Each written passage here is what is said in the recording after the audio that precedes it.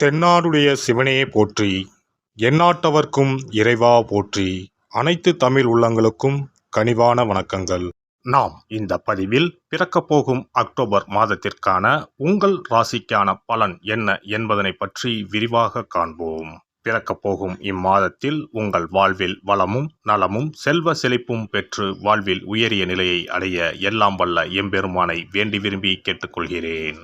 இம்மாத கிரகநிலை என எடுத்துக்கொண்டால் ரிஷபராசியில் குரு பகவானும் மிதுன ராசியில் செவ்வாய் பகவானும் உள்ளனர். இம்மாத ஆரம்பத்தில் சந்திர பகவான் சிம்ம ராசியில் தனது பயணத்தை துவக்குகிறார். கன்னி ராசியில் சூரிய பகவான், புதன் பகவான், கேது பகவான் உள்ளனர். துலாம் ராசியில் சுக்கிர பகவானும், கும்ப ராசியில் சனி பகவானும், மீன ராசியில் ராகு பகவானும் சஞ்சாரம் செய்கின்றனர். இம்மாத கிரக பயிற்சி என எடுத்துக்கொண்டால் புதன் பகவான் அக்டோபர் மாதம் 10ஆம் தேதி துலாம் ராசிக்கு பயிற்சியாகின்றார். சுக்கிர பகவான் அக்டோபர் மாதம் 12ஆம் தேதி அன்று விருச்சக ராசிக்கு பயிற்சியாகின்றார். அக்டோபர் மாதம் 17ஆம் தேதி இரவு 7:40 சூரிய பகவான் கன்னி ராசியில் இருந்து துலாம் ராசிக்கு பயிற்சியாகின்றார். செவ்வாய் பகவான் அக்டோபர் மாதம் 20ஆம் தேதி அன்று மிதுன ராசியில் இருந்து கடக ராசிக்கு பயிற்சியாகின்றார். நீச்சஸ்தானத்திற்கு செல்லும் செவ்வாய் பகவானால் மிகப்பெரிய மாற்றம் உண்டாகும். இம்மாத கடைசியில் அக்டோபர் 29ஆம் தேதி புதன் பகவான் துலாம் ராசியில் இருந்து விருச்சக ராசிக்கு பயிற்சியடைகின்றார். இம்மாதத்தில் வரும் விசேஷ நாட்கள் என எடுத்துக்கொண்டால் அக்டோபர் மாதம் 2ஆம் தேதி மகாலய அமாவாசை வருகின்றது. வருடத்திற்கு ஒரு முறை வரக்கூடிய இந்த அமாவாசையில் பித்ருக்கள் மேலோகத்தில் இருந்து பூமிக்கு வந்து நம்மை ஆசிர்வதிக்கக்கூடிய விசேஷமான நாளாகும். அக்டோபர் 3ஆம் தேதி நவராத்திரி விழா ஆரம்பம். அக்டோபர் மாதம் 11ஆம் தேதி ஆயுத பூஜை என்று சொல்லக்கூடிய சரஸ்வதி பூஜை வருகின்றது. அக்டோபர் 12ஆம் தேதி விஜயதசமி, அக்டோபர் 31ஆம் தேதி தீப ஒளி திருநாள்.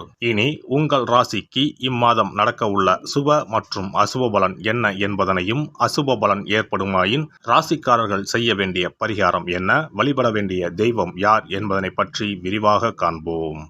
கடின உழைப்பு என்றால் என்ன என்பதனை உலகிற்கு பறைசாற்றும் கன்னிராசி அன்பர்களே, நீங்கள் பதற்றத்தை குறைத்துக் கொள்வது நல்லது. இந்த மாதம் வீண் பிரச்சனையால் மனக்குழப்பம் ஏற்படலாம்.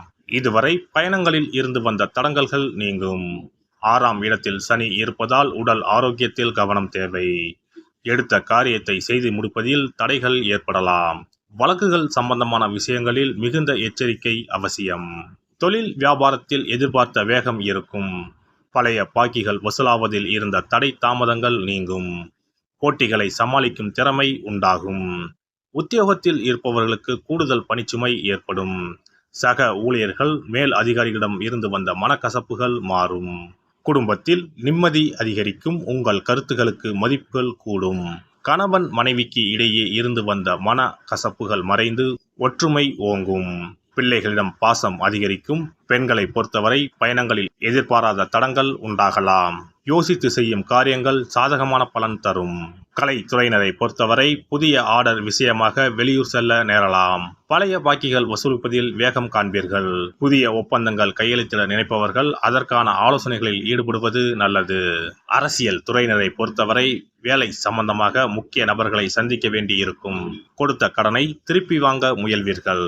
வீண் வாக்குவாதங்கள் ஏற்படலாம். கவனமாக பேசுவது நல்லது. நண்பர்களிடம் முக்கிய விஷயங்களை ஆலோசனை செய்வதையும் அடுத்தவர் பற்றி பேசுவதையும் தவிர்ப்பது நல்லது. மாணவர்களை பொறுத்தவரை கல்வியில் எதிர்பார்த்த முன்னேற்றம் கிடைப்பதில் தடைகள் ஏற்படலாம். கவனமாக படிப்பது நல்லது. நட்சத்திர பலன்கள். உத்திரம் 2, 3, 4ஆம் பாதங்கள். சிலர் தொழில் நிமித்தமாக வெளியூர் அல்லது நீண்ட தூர பயணம் மேற்கொள்ள வேண்டிய நிலை ஏற்படலாம். கலைஞர்கள் சீரான நிலையில் இருப்பர். அதிக சிரத்தை எடுத்தால்தான் புதிய ஒப்பந்தங்கள் கிடைக்கும். ஆனால் பணப்புழக்கம் கடந்த காலங்களை விட அதிகமாகவே இருக்கும். அஸ்தம் நட்சத்திரம். உங்கள் பராக்கிரமம் வெளிப்படும். செயலில் வேகம் பிறக்கும். அரசு சம்பந்தப்பட்ட காரியங்கள் நிறைவேறும்.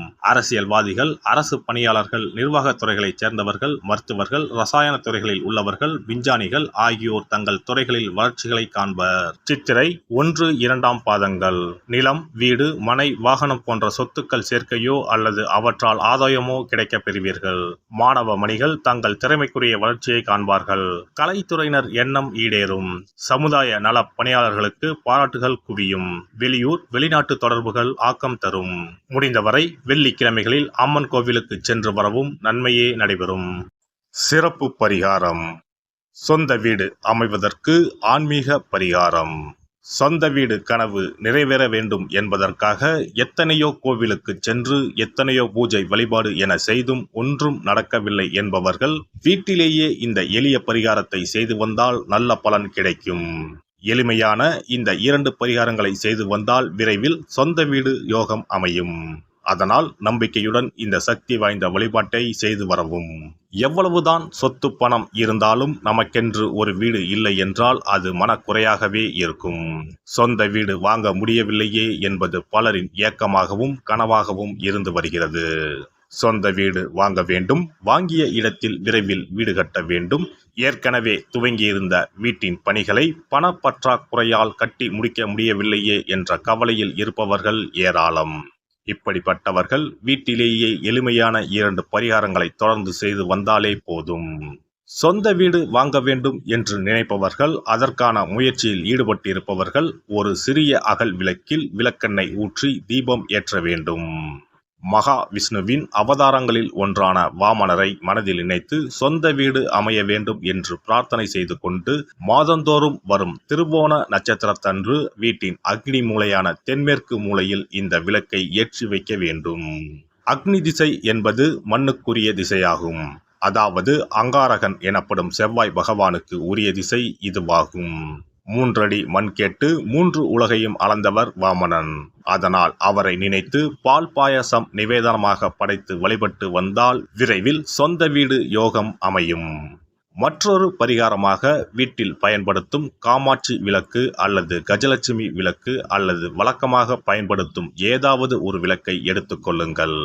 விளக்கை சுத்தம் செய்து மஞ்சள் குங்குமம் வைத்து வாசனை மிகுந்த வெள்ளை நிற பூக்கள் சாற்றுங்கள். பிறகு 5 ரூபாய் நாணயத்தை விளக்கிற்குள் போட்டு நெய் அல்லது எண்ணெய் ஊற்றுங்கள். ஒரு சிறிய தட்டின் மத்தியில் மஞ்சள் குங்கும பொட்டு வைத்து அதன் மீது 5 ரூபாய் நாணயத்தை வைத்து நாம் ஏற்கனவே தயார் செய்த விளக்கை இதில் வைத்து விளக்கினை ஏற்ற வேண்டும். தினமும் காலையில் 6 மணி முதல் 7 மணிக்குள் இந்த விளக்கை ஏற்றி வந்தால் விரைவில் வீடு கட்டுவீர்கள். 5 ரூபாய் நாணயம் என்பது குபேரனுக்கு உரியதாகும். இதை விளக்கில் போட்டு ஏற்றுவதால் வீடு கட்டுவதற்கான அல்லது வீடு வாங்குவதற்கான பணம் ஏதாவது ஒரு வழியில் உங்களுக்கு கிடைக்கும். காலை 6 மணி முதல் 7 மணி வரையிலான நேரம் என்பது ஞாயிற்றுக்கிழமையில் சூரியன், திங்கள் கிழமையில் சந்திரன், செவ்வாய்க்கிழமையில் செவ்வாய், புதன் கிழமையில் புதன், வியாழக்கிழமையில் குரு, வெள்ளிக்கிழமையில் சுக்கிரன், சனிக்கிழமையில் சனி என நவ கிரகங்களில் பாவ கிரகங்களான ராகு கேதுவை தவிர்த்து மற்ற 7 கிரகங்களையும் குறிக்கும் ஹோரை நேரமாகும். இந்த நேரத்தில் விளக்கு ஏற்றுவதால் நவ கிரகங்களின் அருள் கிடைத்து பூமி யோகம் உண்டாகும். எந்த ஒரு பரிகாரம் என்றாலும் மனதில் முழு நம்பிக்கையோடும் இறைவனை உறுதியாக வேண்டி வழிபாடு செய்தால் மட்டுமே பலன் தரும். எளிமையான இந்த பரிகாரத்தை தொடர்ந்து செய்து பயன்பெறுங்கள். எல்லாம் வல்ல இறையருளால் நீங்களும் உங்கள் அன்பு குடும்பமும் உடல் நலம், நீலாயுள், நிறை செல்வம், உயர் புகழ், மெய்ஞானம் ஓங்கி வாழ்க வளமுடன். இந்த வீடியோ பதிவு உங்களுக்கு பிடித்திருந்தால் லைக் பண்ணுங்க, கமெண்ட் பண்ணுங்க, ஷேர் பண்ணுங்க, மறக்காம சப்ஸ்கிரைப் பண்ணுங்க, பக்கத்துல இருக்கிற பெல் பட்டனை கிளிக் பண்ணுங்க. நன்றி, வணக்கம். ஓம் நமச்சிவாய, சிவாய நம.